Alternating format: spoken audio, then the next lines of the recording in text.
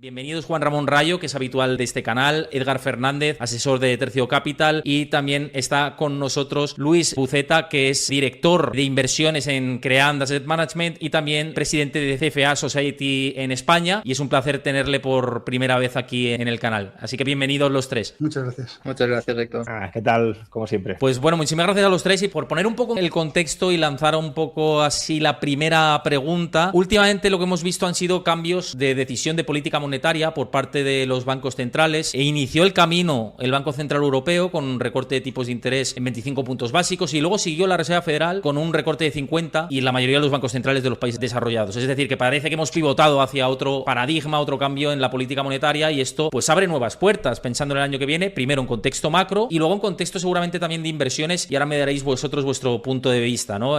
Tanto en activos como por ejemplo renta fija, más sensibles a las decisiones de tipos, como a lo mejor compañías que las bajadas de tipos les pueden ir bien, y todo esto con unas incertidumbres en la parte macro y también geopolítica que siguen ahí. No sé cómo lo veis vosotros, este contexto que se nos viene en la economía, y sobre todo para tomar decisiones de inversión, si hay que mover la liquidez o parte de nuestra liquidez a productos conservadores, ¿no? Luego iremos a todo esto, pero un poco, si quieres, Juan, empieza con el contexto que crees que se nos viene en términos macro y luego ya entramos el resto. Bueno, como solemos decir, es un contexto incierto, porque deberíamos estar ante una especie de fin de ciclo alcista después de esta desinversión de la curva que, ya digo, supuestamente debería marcar un inicio de ciertas dificultades económicas, de cierta ralentización. En Europa es el caso, salvo algunos países como España, que están creciendo sobre todo también por la incorporación de mano de obra inmigrante al mercado de trabajo, pero Alemania, Francia, en menor medida Italia, pero los países, digamos, centrales de Europa están o en recesión o en estancamiento económico. Y luego en Estados Unidos, pues parecía que algunos indicadores empezaban a orientar en la dirección de esa ralentización, de ese landing, no sabemos si soft o hard, pero en todo caso landing. Pero claro, los últimos datos de empleo también fueron una sorpresa por la fortaleza del mercado laboral, aunque también hay que decir que la fortaleza vino sobre todo desde el lado de la contratación pública, de tal manera que ahí tenemos un poco quizá enmascarada una aparente bonanza que no sea tal. En cualquier caso, en el caso de Estados Unidos sí vemos más dudas sobre la dirección que va a seguir la economía, y eso es lo que abre la incertidumbre, porque como decía, deberíamos estar ante un fin de ciclo. Para eso, en parte, se estarían bajando los tipos de interés. Claro, si no hay ralentización del crecimiento económico, ¿para qué bajas los tipos de interés cuando aún la tasa de inflación no está completamente normalizada? Si los bajas es porque dices, oye, que si no los bajo ahora, me meto en una ralentización, una recesión durante los próximos trimestres. Pero claro, si no observamos nada de esto, que sería lo esperable, la otra posibilidad es que vayamos al no landing del que están hablando ahora muchos tras el último dato de empleo. Y claro, una economía que sigue funcionando con tipos de interés cada vez más bajos, porque si nos quedáramos en este recorte de tipos, pues bueno, desde luego apreciable, una rebaja de medio punto en Estados Unidos, no es tampoco un cambio de mundo en términos financieros, pero si parece que vamos a seguir bajando tipos más o menos lenta o rápidamente, claro, una economía que no está frenándose, que le metes más facilidades crediticias, es una economía que corre el peligro de sobrecalentarse, y ahí pues volveríamos a riesgos, no necesariamente como los de 2022, por supuesto, pero a riesgos de tensiones inflacionistas que requerirían pues de otro tipo de acciones, de reacciones futuras, ¿no? Entonces, el panorama es incierto por eso, porque no está muy claro ahora mismo si la economía va a frenar o aterrizar, que sería lo esperable, o si no, lo va a hacer, como parecen indicar, o al menos sugieren algunos de los últimos datos que hemos conocido. Edgar, tú que también eres habitual, daremos paso también a la opinión de Luis, que me interesa mucho, y yo daré alguna pinceladita también por ahí con lo que estáis diciendo. Pero Edgar, ¿tú coincides en esta lectura que hace Juan sobre el contexto macro? Estamos en un final de ciclo que parece que se estira con los datos del mercado laboral. Luego haré un apunte porque sabéis que entrevisté recientemente a Claudia Sam, que es la creadora de la Sam Rule, y os cuento un poco lo que me dijo y también cómo lo veis esto, para añadirlo aquí, meterle esa salsa con ese componente, ¿no? Pero ¿tú coincides en esto, Edgar, o algo que añadir con respecto a lo que comentaba Juan? Sí, totalmente. Yo solo añadiría, Juan ha dicho que si cogemos los datos de empleo y miramos la creación de empleo público, prácticamente lo explica todo. Lo que no explica el empleo público lo explica la estacionalidad. Si tú le quitas la estacionalidad al dato de empleo y le quitas el empleo público, no se ha creado empleo, ¿no? Y mezclado con eso, es que también muchas veces nos olvidamos de que, bueno, Estados Unidos está creciendo al 3% con un déficit del 6%. ¿Qué pasaría si no tuviéramos ese déficit fiscal? fiscal, haciendo la cuenta a la vieja, que no sería exactamente así, ¿no? Porque hay que aplicar multiplicadores y demás, Estados Unidos estaría decreciendo el 3% si no hubiera ese déficit del 6%, ¿no? 3% de crecimiento menos 6 de déficit estaría decreciendo. Y a eso le sumas no solo a la expansión fiscal con esos déficits tan grandes, le sumas una política monetaria ahora más laxa, ¿no? Con la bajada de tipos. Que aquí la discusión en el mercado no está en que si los tipos se van a quedar aquí o van a subir, ¿no? La discusión es que cuánto van a bajar en el futuro, ¿no? Recalentando todavía más la situación. Y después es que cuando vemos, a mí lo que más me preocupa de la economía estadounidense es cuando vemos los niveles de deuda, creo que no estamos haciendo un análisis correcto, porque estamos viendo la deuda actual, pero sin hacer el valor actual de la deuda. ¿Qué significa eso? Si nosotros miramos los compromisos de gasto público que tiene Estados Unidos ya comprometidos, si no hay reformas, a futuro, y eso lo llevamos a valor presente, la deuda estadounidense es mucho más grande de lo que es ahora, ¿no? Y entrarías en un país que estaría totalmente estancado o japonizado, pero con quizás inflación, porque creo que Estados Unidos sería muchísimo más agresivo, ¿no? Que Japón para intentar evitar esa situación, ¿no? Y después podemos hablar también del envejecimiento de la población, pero que bueno, que en Estados Unidos no es tan problema porque están recibiendo muchísimos inmigrantes, ¿no? Y ahí también habría que ver si los datos, claro, es que los datos del paro hay que desgranarlos un poco, o de empleo, de creación de empleo. ¿Qué empleos se están creando? Se están creando empleos que están teniendo los inmigrantes que entran y se está destruyendo empleo de los nacionales. Solo estadísticamente sabemos que si eso pasa es porque el empleo que se destruye es de alto valor añadido o de medio valor añadido y el que se crea es de bajo valor añadido. Por lo tanto, te encuentras en una situación en la que Estados Unidos está, para mí, en un limbo. Y eso no significa que venga una crisis o no, porque no lo sé. Y yo creo que aquí Juan y Luis también estarán de acuerdo conmigo en que no podemos saber si va a venir una crisis o no, pero que la situación económica no es la mejor para la macroeconomía, ¿no? Para la gente y para los mercados, pues yo creo que ahí no hay duda. Y en realidad no es la mejor desde el año 2022. Llevamos un poco con esta situación de no es la mejor y se va alargando. Luego ya os digo que también añado con cosas que habéis dicho que son muy interesantes todos, pero Luis, me gustaría saber, ya que te estrenas por aquí, ¿qué opinas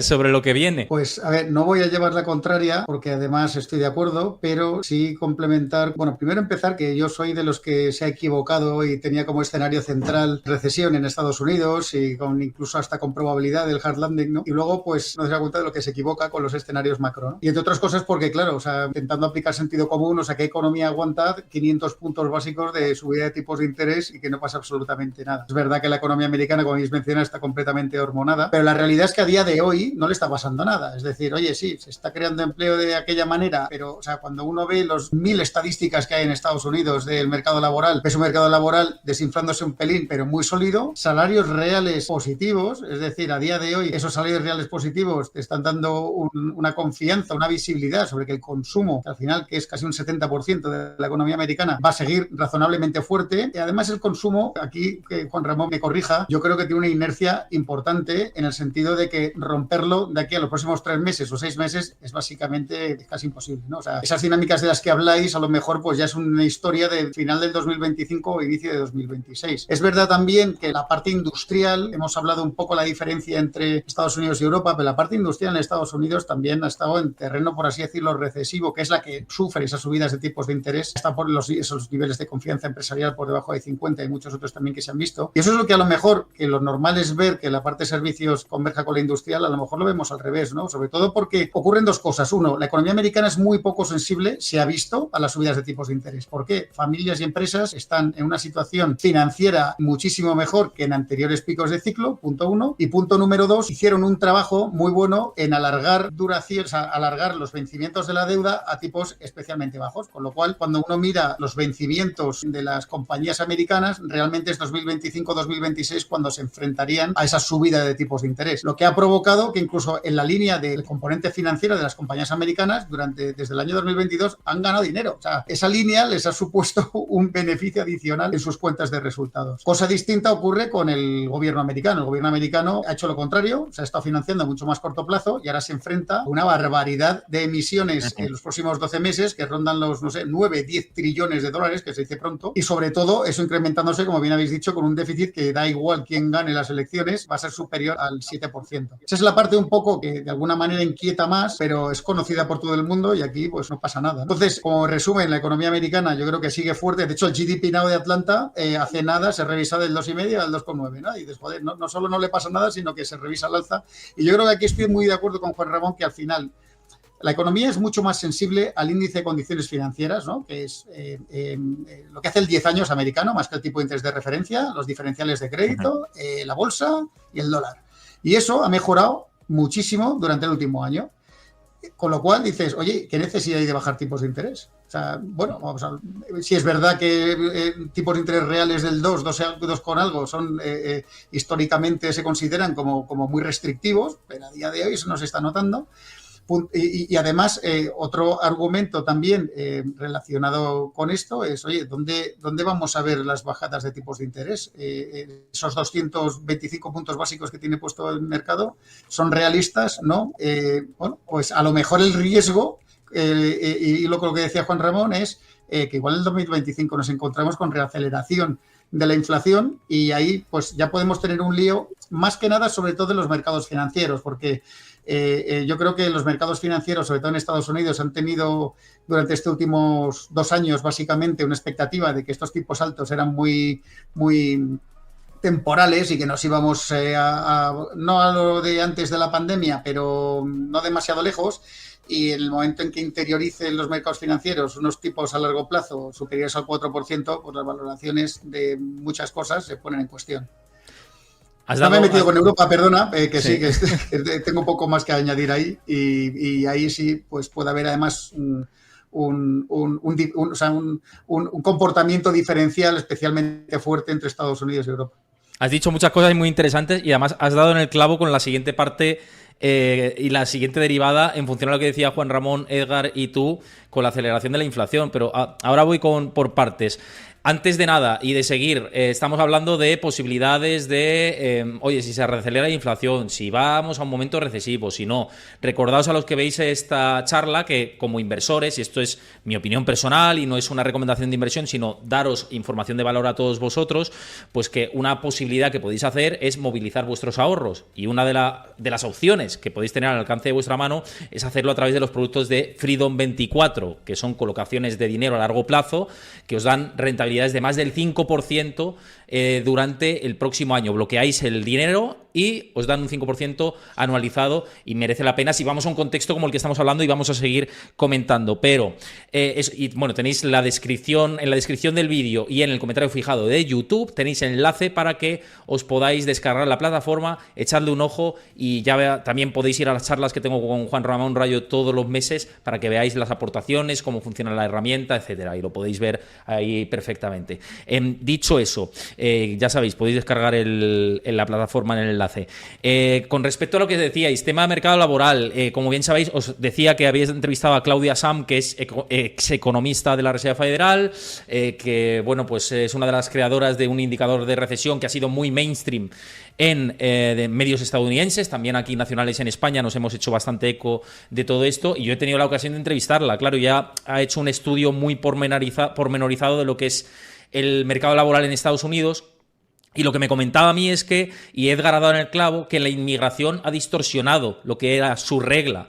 Claro, aquí la duda es si su regla ya no es regla como tal, porque no se cumple, o tiene que reajustarla. Ya dice que es un indicador de señal de alerta, que sí que nos puede apuntar a recesión a futuro, pero que al entrar más mano de obra en el mercado laboral, pues distorsiona el incremento de la media de los 3 meses del 0,5%, que es la señal que activaba la SAM Rule. Y con respecto a todo esto, decía antes Luis que los salarios reales son positivos, que podemos ir a una situación en la que si la economía está creciendo, que está creciendo, ISM de servicios mucho mejor de lo esperado, que es un indicador también muy, muy seguido por todo el mundo, y con un contexto en el que además el mercado de energía, vamos a ver cómo se comporta con los riesgos que tenemos en el horizonte, los déficits fiscales que comentabais que van a seguir bastante disparados, y el consumo, que aquí yo sí que haría una diferenciación, ya me decís qué pensáis, pero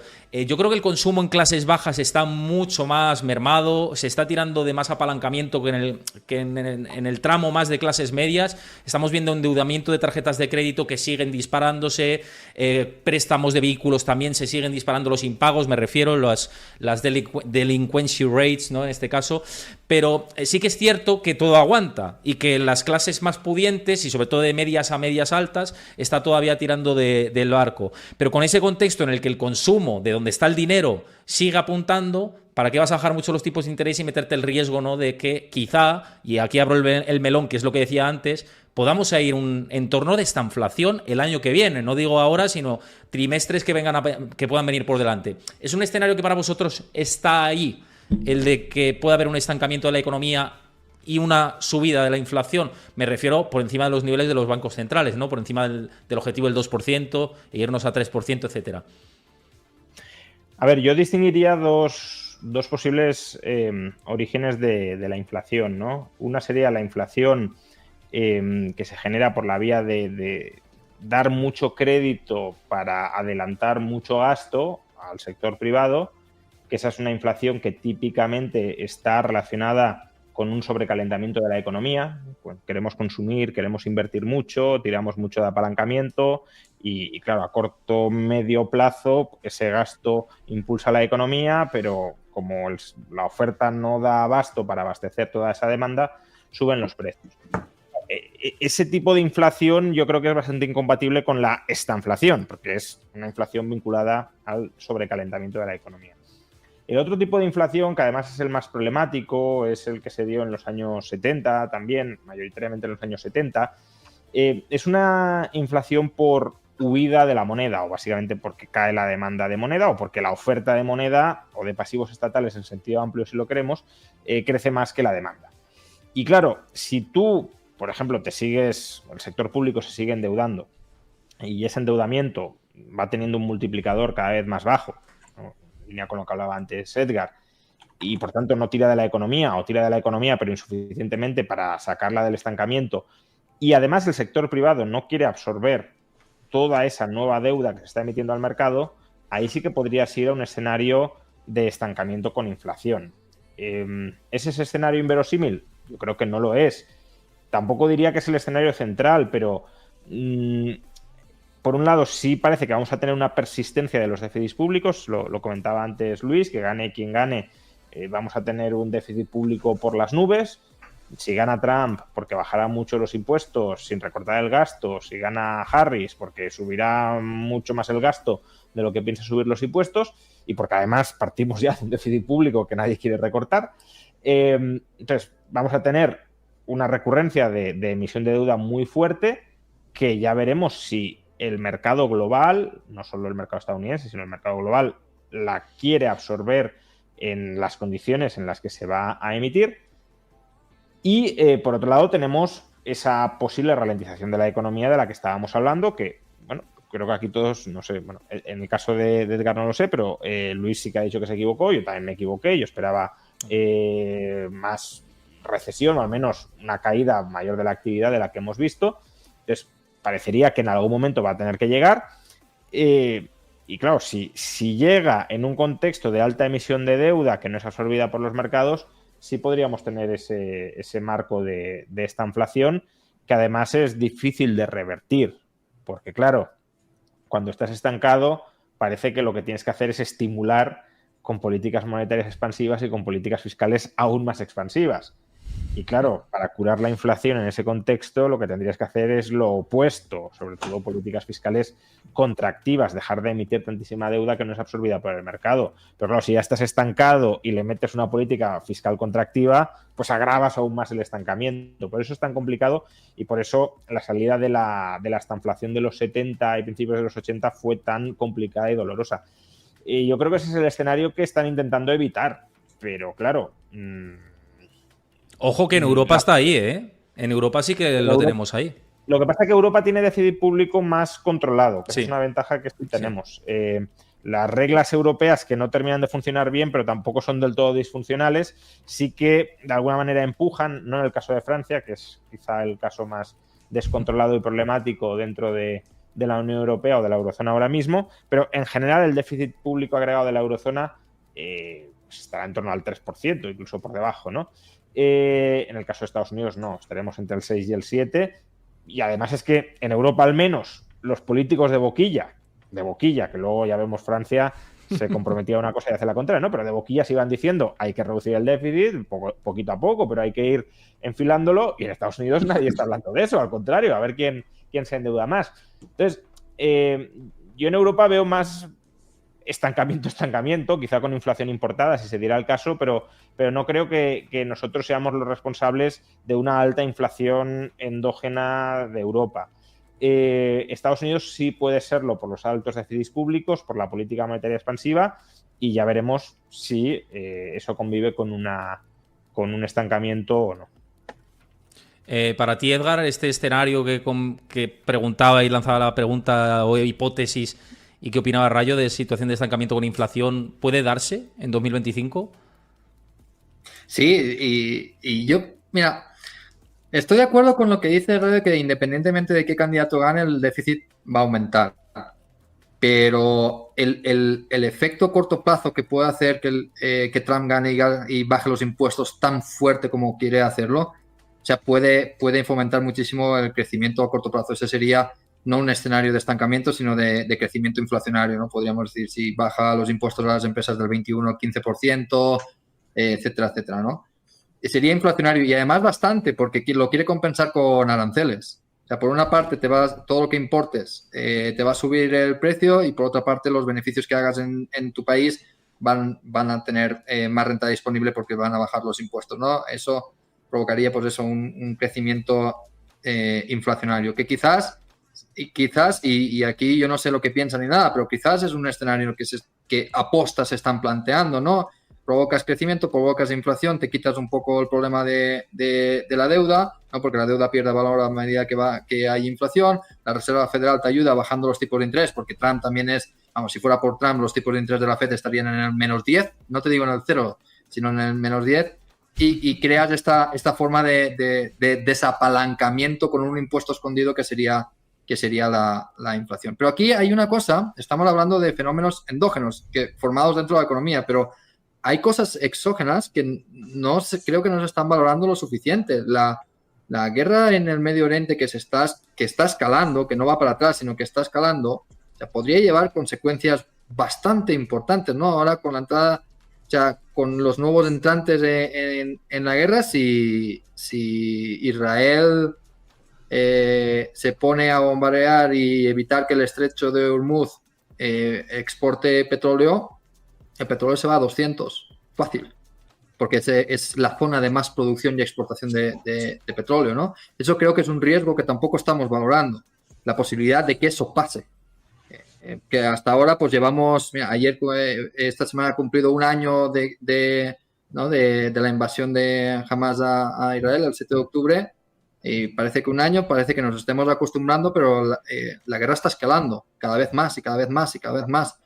Entonces, yo creo que también esos factores exógenos hay que tenerlos en cuenta ante cualquier escenario, ¿no? Que perfectamente el petróleo se puede ir a 200 o se puede ir a 50, porque la guerra se acaba y como hay sobreexplotación o sea, hay exceso de oferta de petróleo, también se puede ir a 50, y eso podría ayudar perfectamente a los países como Europa, que tenemos problemas con el coste de la energía, etcétera, etcétera.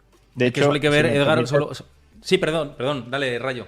Sí, claro, también hay fuerzas desinflacionarias, ¿no? Pues hablaba Edgar de fuerzas exógenas de carácter inflacionario, como puede ser la guerra, pero tenemos una fuerza exógena aparentemente bastante desinflacionaria o incluso deflacionaria, que es China, salvo que los nuevos estímulos monetarios y fiscales reviertan la situación. Pero el grado yo siempre que hablo de China hablo con mucha cautela, porque es una economía que no conozco tan bien como puedo conocer las europeas o la estadounidense, y además la calidad de los datos también es bastante peor, pero el grado de sobrereacción que han tenido las autoridades parece sugerir que la cosa pinta peor de lo que se nos vendía hace unos meses, y además parece que sí que va encaminada a una deflación. Bueno, ya está en deflación de activos, ¿no? Tanto inmobiliario como bursátil, salvo por la subida de los últimos días, los teníamos en deflación, pero incluso en bienes de consumo parece que va encaminada a la deflación.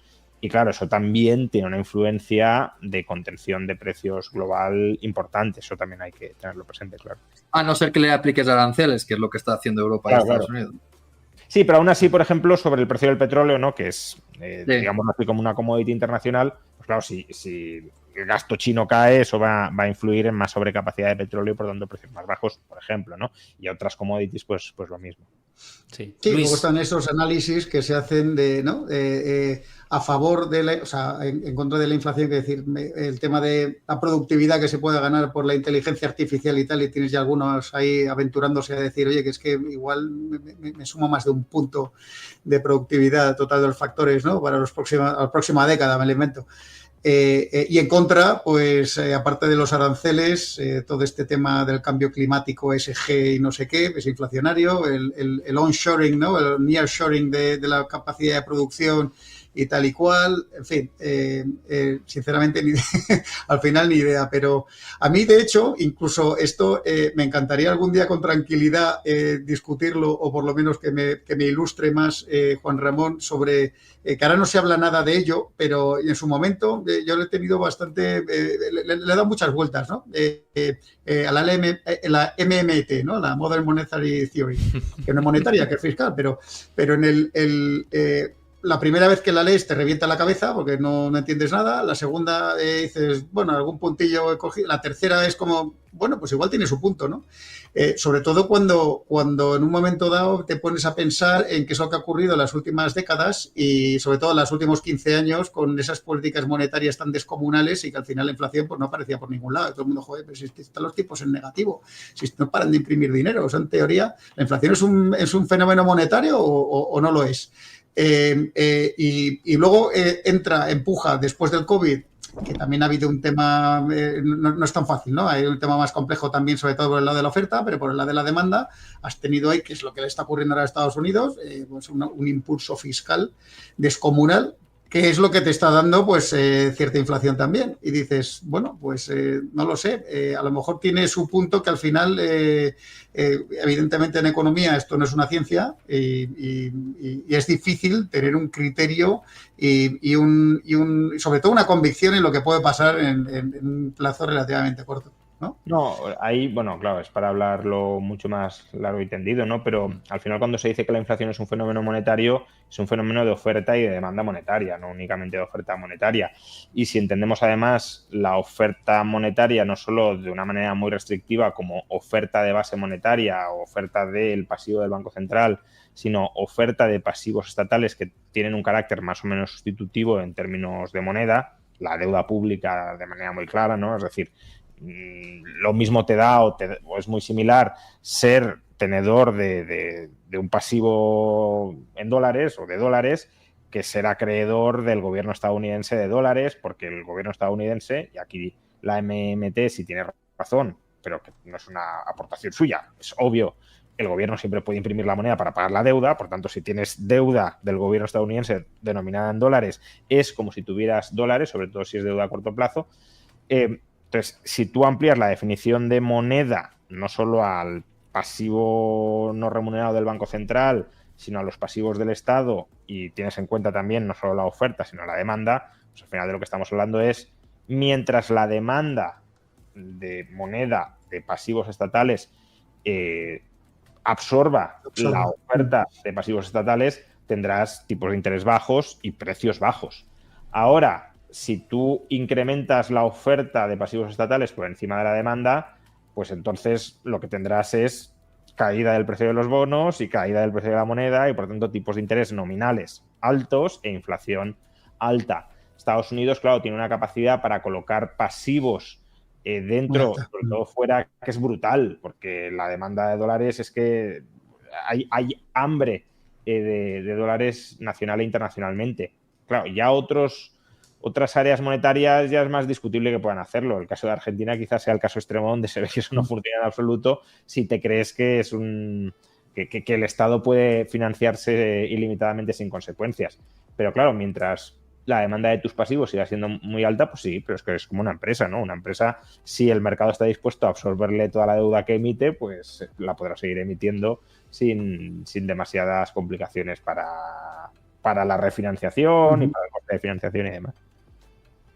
Yo, por añadir, vamos, es que creo que ha quedado bastante claro toda esta parte y no me quiero meter en la parte teórica, pero sí redirigir un poco a el contexto que estamos hablando y los riesgos que hay, que siempre los hay, ¿no? Y hay que moverse como inversores habiendo riesgos, no habiendo, y quedarte parado, desde luego que nunca es la solución. Es, de hecho, la peor decisión que se puede tener, ¿no? Desde el punto de vista de si quieres incrementar tu nivel patrimonial o tu nivel de ahorros, ¿no? Y entonces, en el contexto, lo que quería meter aquí en la escena de la charla que estamos teniendo es, para vosotros, ¿qué asignación de cartera, pensando en este contexto macro? Sé que muchas veces la macro y la inversión van por puntos diferentes. Esto, una cosa es valoración de empresas y otra cuestión muy diferente es la evolución macro, ¿no? Pero que, viendo este contexto y pensando 2025 y lo que viene, tendencias, ¿qué asignación de cartera creéis que es interesante para el año que viene, en 2025 o lo que está? Si quieres, empezamos con Edgar y Luis, y luego ya Juana Puerta y yo también por mi lado, un poco cosas que vemos, pero Edgar, que se dedica al asesoramiento de fondos y demás, y Luis, que está directamente en harina, también seguramente nos dan muchos detalles de esto. Pues seguramente lo que yo te voy a contar va a ser lo más controversial que digan todos. Vamos, ¿no? A ver. Porque tú ya sabes, Héctor, me conoces, me da igual el entorno macro que tengamos, 100% renta variable y riesgo máximo, si puede ser, ¿no? No, pero fuera de bromas, el mercado es muy amplio, aunque ha perdido mucha amplitud en los últimos años, ¿no? Pero con amplio, ¿qué me refiero? Es que hay muchos tipos de empresas, muchos tipos de industrias, algunas se benefician de las crisis, otras se perjudican, etcétera, etcétera, etcétera, ¿no? Entonces, si eres un puro stock picker, que te gusta buscar debajo de las piedras oportunidades, siempre vas a tener oportunidades. Siempre, independientemente del entorno macro en el que estés. Siempre hay inversiones que están descorrelacionadas con el mercado, como situaciones especiales, reestructuraciones. Ahora, Luis antes ha dicho que tenemos un muro de deuda que no empezará a hacer pupa hasta 2025-2026. Y es efectivamente, en 2025, 2026, 2027 hay muchos vencimientos de deuda high yield, ¿no? De deuda de alto riesgo. Ahí seguramente será un terreno de cultivo perfecto para hacer inversiones en reestructuraciones, ¿no? Entonces, yo siempre que me preguntas, bueno, ¿y tu posicionamiento qué va a ser? Pues buscar debajo de las piedras oportunidades descorrelacionadas con el mercado. Pero eso es mi forma de ver los mercados, ¿no? Yo veo la bolsa como un mecanismo, no como un fin. Es decir, para mí las empresas me da igual, o sea, las veo igual si cotizan como si no cotizan. Me da exactamente igual. El mercado me da el precio cada día, pero ese precio no me dice absolutamente nada, ¿no? Pero una cuestión, Edgar. A nivel sectorial, ¿sí que estás más predispuesto por algunos sectores que por otro, por el ciclo en el que estamos? Y claro, esa es la cuestión, ¿no? ¿Dónde te posicionas? A mí me gusta posicionarme donde nadie se quiere posicionar, porque ya se descuenta lo peor, ¿no? Por ejemplo, estamos diciendo que Europa está ahí en una situación de estancación. Pues dentro de Europa, ¿cuáles son los sectores que seguramente que han sufrido más? Automóviles, por ejemplo, ¿no?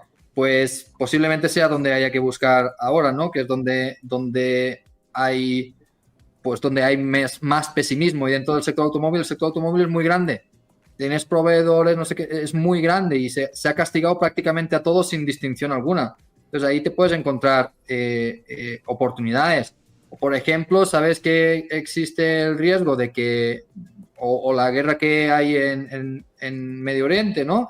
Que está bloqueando el canal de Suez, que los barcos de transporte marítimo no pueden pasar por ahí. Eso limita la oferta de barcos. Entonces hay ciertos segmentos dentro del transporte marítimo que lo van a hacer muy bien. Pero bueno, este sector llevo diciendo 2 años que lo va a hacer muy bien y sigue haciéndolo bien.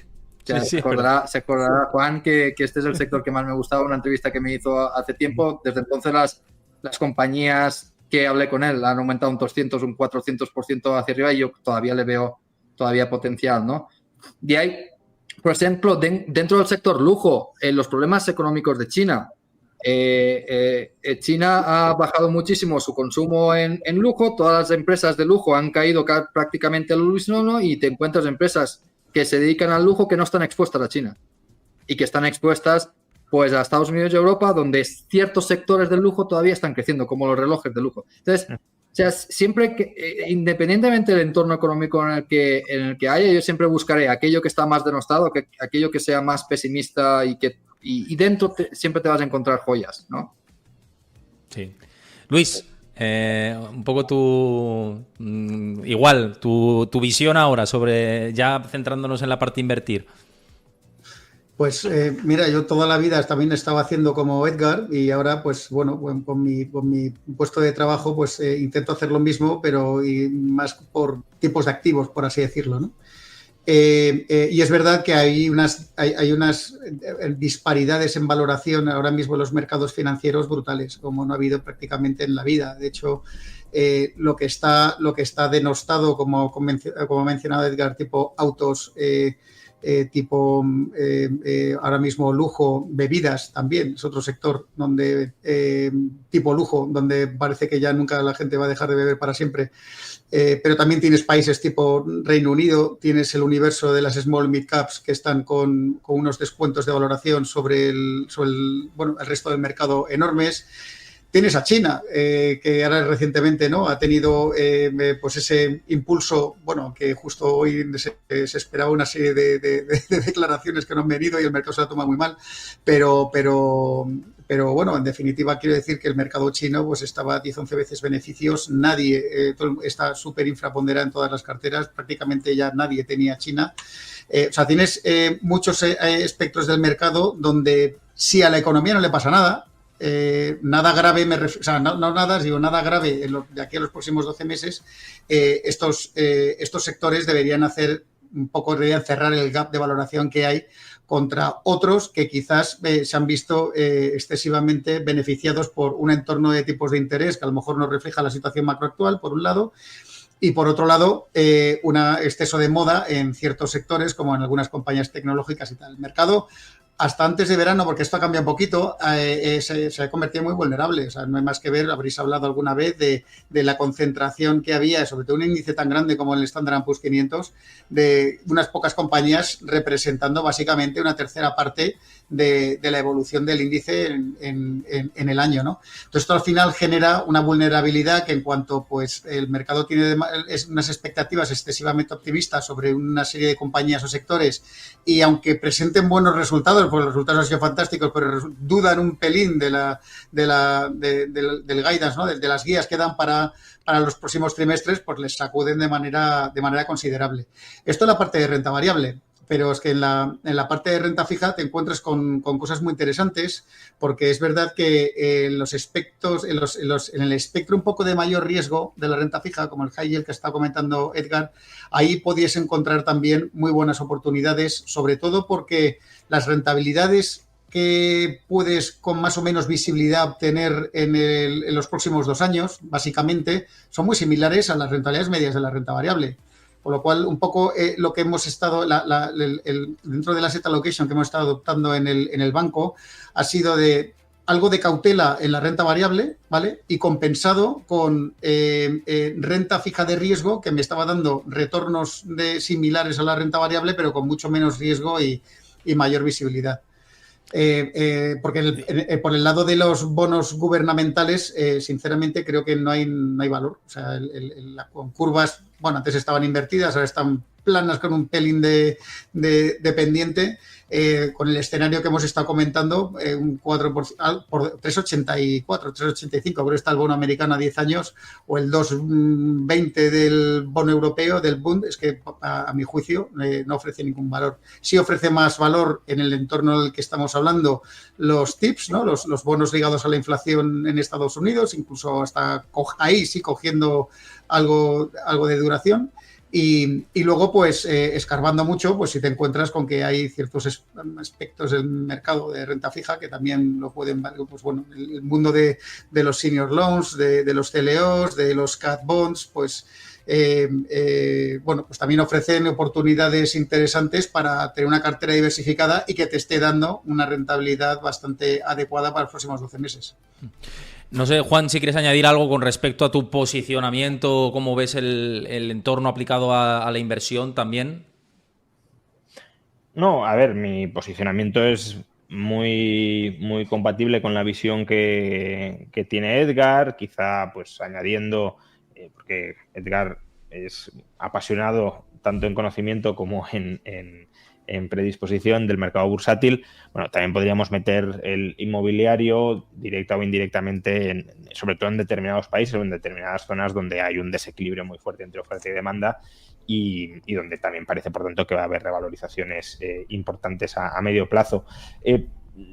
Pero más allá de esto, que tampoco aporta mucho, creo que también pondría en valor algo que precisamente porque estamos hablando con inversores que siempre están pensando en cómo movilizar la mayor parte de la liquidez de la que disponen posible, pues quizá queda un poco opacado, que es instrumentos en los que aparcar temporalmente tu liquidez mientras no estás invertido, o incluso si tienes una aversión al riesgo relativamente alta, que no quieras estar expuesto a nada de volatilidad, que desde luego ese tipo de gente existe, sobre todo conforme va avanzando la edad y uno quiera ya más o menos tener un valor de patrimonio más o menos previsible y con unos flujos de ingresos también previsibles, pues bueno, buscar instrumentos líquidos que den algo más de rentabilidad de lo que hablaba Luis, ¿no? Que si estamos hablando del 2 o del 3% a 10 años, es decir, cerrándote o inmovilizándote a 10 años, pues es una